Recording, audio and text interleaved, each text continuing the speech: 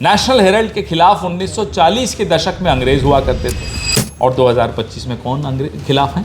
RSS और BJP. क्यों खिलाफ है पूछिए। ना केवल नेशनल हेराल्ड हुआ, गांधी परिवार हुआ या कांग्रेस पार्टी हुई, ये तीनों आरएसएस को आईना दिखाने के लिए काफी है। इसमें आप एक टाइमिंग देखें कि आप लोगों की गुजरात में बैठक होती है, उसमें आप कई सारे मुद्दे रखते हैं और गुजरात से ही कहा जाता है कि ना केवल गुजरात जीतेंगे बल्कि राहुल गांधी का एक अहम बयान बाद में भी आता है कि आरएसएस और बीजेपी को अगर कोई हरा सकता है तो कांग्रेस पार्टी है। और राहुल गांधी काबू आना तो बहुत दूर की बात है, आपके घर में घुसकर आपको चुनौती देकर आया। गुजरात में जाकर बोला कि यहाँ खड़े होकर मैं बोल रहा हूँ मैं आरएसएस को हराऊंगा। ताशा इस बात की है कि ये काबू क्यों नहीं आ रहे, ये डर क्यों नहीं रहे, ये चुप क्यों नहीं हो रहे, क्यों अदानी का नाम लेते हैं, ये इस बात का डर है। नमस्कार दोस्तों, भी खराब है। दर्शकों, 9 अप्रैल को ईडी की ओर से एक चार्जशीट फाइल की गई जिसमें सोनिया गांधी और राहुल गांधी का नाम नेशनल हेराल्ड केस में जोड़ा गया चार्जशीट के अंदर। और उसके बाद सोमवार के दिन कांग्रेस की ओर से देश भर में 57 जगहों पर प्रेस कॉन्फ्रेंस की गई। मुंबई में भी प्रेस कॉन्फ्रेंस हुई और जो प्रेस कॉन्फ्रेंस की जानकारी पहले ट्विटर पर डाली गई थी और जो पूरे मीडिया एंड पब्लिसिटी के चेयरमैन हैं, प्रवक्ता हैं और बड़े नेता हैं कांग्रेस के, पवन खेड़ा जी, यही मुंबई में आए थे। बहुत बहुत स्वागत है सर आपका, आप यहाँ पर आए और आपने प्रेस कॉन्फ्रेंस भी की थी। हमारे चैनल पर आपका स्वागत है। पहला सवाल यही है कि जब से ईडी में ये चार्जशीट की बात आई है, कांग्रेस की ओर से लगातार कहा जा रहा है कि ये बदले की भावना से की गई है। हमने इससे पहले देखा कि चाहे राहुल गांधी हों, सोनिया गांधी हों, ईडी के दफ्तर में भी उन्हें बुलाया गया था, वो वहाँ पर गए हुए थे। आज इस प्रेस कॉन्फ्रेंस के जरिए जो देश भर में हो रहे हैं, आप क्या जानकारी दे रहे हैं और क्या ऐसी बातें हैं जो कहते हैं कि बदले की भावना, तो ये बदला क्या है? हमने तो इनके साथ ऐसा नहीं किया, आप पूछ सकते हैं। ये बदला आज का नहीं है, ये कई दशकों से आज़ादी के आंदोलन के खिलाफ जो खड़े रहे, अंग्रेज़ों की मुखबिरी करने वाले लोग आज सत्ता में हैं, वो आज हमसे बदला ले रहे हैं। नेशनल हेराल्ड के खिलाफ 1940 के दशक में अंग्रेज हुआ करते थे और 2025 में कौन अंग्रेज खिलाफ है? आरएसएस और बीजेपी। क्यों खिलाफ है पूछिए। ना केवल नेशनल हेराल्ड हुआ, गांधी परिवार हुआ या कांग्रेस पार्टी हुई, ये तीनों आरएसएस को आईना दिखाने के लिए काफी हैं। जब आईना देखती है आरएसएस तो उन्हें समझ में आता है कि साहब हमारी विरासत तो मुखबिरी की है, हमारी विरासत तो छल कपट की है, असली विरासत तो कांग्रेस और गांधी परिवार की है।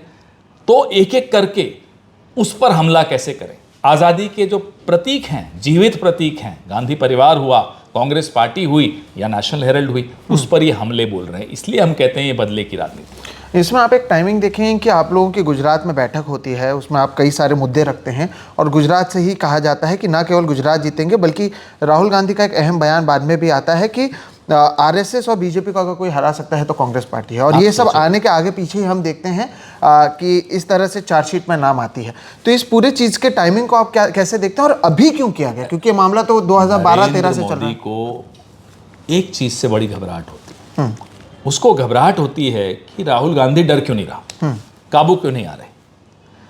और राहुल गांधी काबू आना तो बहुत दूर की बात है, आपके घर में घुसकर आपको चुनौती देकर आया। गुजरात में जाकर बोला कि यहाँ खड़े होकर मैं बोल रहा हूँ मैं आरएसएस को हराऊंगा, बीजेपी को हराऊंगा।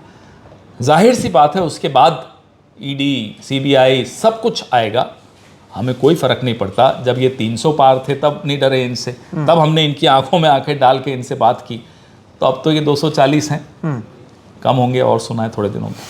लेकिन ये मुद्दे को आप किस तरह से देखते हैं? ये कहा जा रहा है कि ये जो पूरा एजीएल की प्रॉपर्टी थी, जिसके पूरे प्लॉट के साथ इसकी कीमत बताई जा रही है 2000 करोड़ रुपए की, और ईडी का ये कहना है कि 99% जो एजीएल का शेयर है वो एक प्राइवेट फर्म यंग इंडिया को 50 लाख रुपए में दिया गया। यहीं से पूरे मामले की शुरुआत की गई। यंग इंडिया सेक्शन 8 जो पहले सेक्शन 25 कहलाता था, मतलब क्या, नॉट फॉर प्रॉफिट कंपनी, यहीं से आपकी बात का जवाब मिल जाता है। जो company he not for profit है, जहां 1 रुपए की तनख्वाह, प्रॉफिट, रेंट कुछ नहीं लिया जा सकता, जो प्रॉपर्टीज एजेएल की हैं वो एजेएल के पास हैं।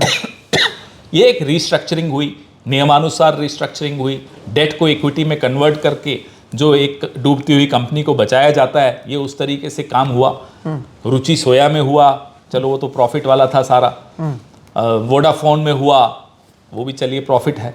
हम तो नॉट फॉर प्रॉफिट कंपनी के माध्यम से स्वतंत्रता के एक जो माउथपीस था उसको बचा रहे हैं। क्या गलत कर रहे हैं? ठीक, लेकिन अब तक हमने क्या देखा है कि कांग्रेस के, एनसीपी के या शिवसेना गुट के कई ऐसे नेताओं को ईडी, आईटी, सीबीआई के नोटिस आते हैं और फिर पाला बदल दिया जाता है। 2022 में यहाँ पर सरकार बदली थी, उसके पीछे भी एक वजह ये बताई जा रही थी। लेकिन अब छोटे विधायक या सांसद या मंत्री पर ना आते हुए सीधे गांधी परिवार पर हमला करना, क्या इसके जरिए कांग्रेस को कमजोर करने की नहीं, ये हताशा इस बात की है कि ये काबू क्यों नहीं आ रहे, ये डर क्यों नहीं रहे, ये चुप क्यों नहीं हो रहे, क्यों अदानी का नाम लेते हैं, ये इस बात का डर है। और वो गुजरात में आकर कैसे चुनौती दे दी, इस बात की घबराहट है। तो इसके आगे की रणनीति का, क्योंकि मामला तो दर्ज हो चुका है, पहले सुनवाई के लिए भी बुला दिया गया है, एक अगले मामले में रॉबर्ट वाड्रा को फिर से सुनवाई के लिए बुलाया गया है। परिवार को ये लोग सोचते हैं कि डरा लेंगे, ये नहीं समझ पाते ये गांधी परिवार है, ये नहीं समझ पाते ये कांग्रेस पार्टी है। अंग्रेज नहीं डरा पाए, आप तो सिर्फ उनके छोटे मोटे मुखबिर हो, आप क्या डराओगे। ठीक, मेरा आखिरी सवाल, बिहार चुनाव है, बिहार चुनाव से पहले ऐसा तो नहीं कि आप लोगों को इसी सारी चीज़ों में बिजी रख दिया जाएगा और उसके बाद आपका ध्यान उस राज्य पर या बाकी जो आने वाले चुनाव हैं जब कांग्रेस पार्टी के रास्ते पर ज़्यादा कांटे बिछाए जाते हैं, कांग्रेस पार्टी निखर कर आती है।